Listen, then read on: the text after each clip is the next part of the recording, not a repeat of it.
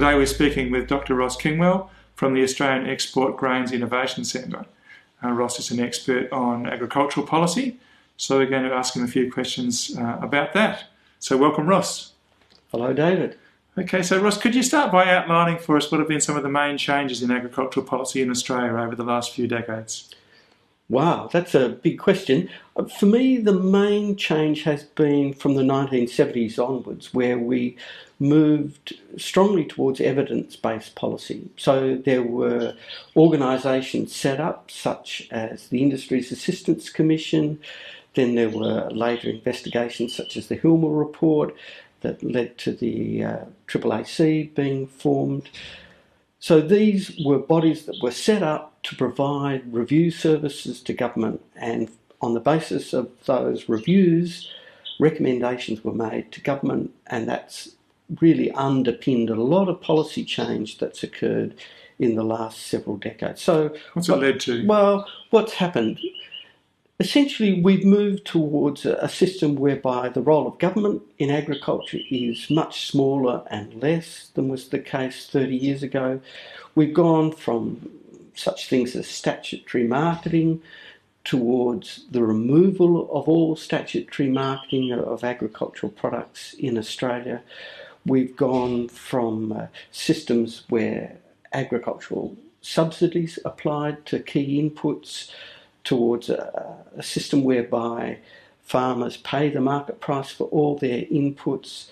We've moved away from government provision of extension services towards farmers now paying for the extension advice they receive. So the footprint of government in the agricultural sector is much diminished. There are some areas where government activity continues, such as in biosecurity, trade policy, but in a lot of the former areas where they supplied extension services, big research staff commitments, or where they engaged in the marketing of agricultural products, that role has disappeared largely. Okay. So how does that compare with what's happened in other countries, so in Europe or North America? In most other developed countries, it's fair to say that the government footprint is larger, though it has diminished. Overall, what economists measure as the effective rate of assistance to agriculture, in most countries that's diminished. So government subsidy schemes have tended to diminish, but still the role of government, certainly in Europe and in Asian countries, is very strong. So in Asian countries where food self-sufficiency remains a key political and societal concern, then the role and arm of government is still very strong. In Europe, the role of government is very strong because of the role that agriculture needs to play in the provision of environmental as well as food services. Okay. So one of the changes that's occurred that you mentioned has been reductions in government provision of research for agriculture and extension, so meaning training and education, awareness raising, promotion of new farming practices. So from an economist perspective, how do you feel about that change? It's a bit of a mix of responses to that. I can understand some of the logic. As the numbers of farmers has diminished, then the likelihood of farmers being the principal research beneficiaries of any of their payments for research increases. We principally export what we grow, so 2/3 of our agricultural produce gets exported. So again, the principal beneficiaries of the research activity are the Australian farmers, not so much domestic consumers, but domestic consumers do benefit from research activity. So those goods that we do acquire locally, so our fruit, veggie, milk, the bread that we buy, as research improves the quality of those products, the nutrition, the safety of those products, and the price of those products, as research enables those goods to be provided to us as consumers more cheaply, then we benefit from that research activity.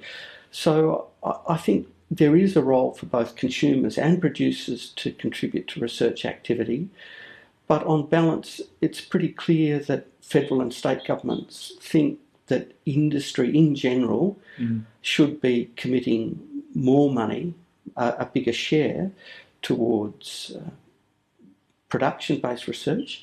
When it comes to other research activities such as environmental-related research, then I think the case is much stronger that we as a wider society benefit from agricultural practices that don't harm the environment. So I think at one level we're prepared to pay for that because we want to reap the benefits of an interesting and sound environment.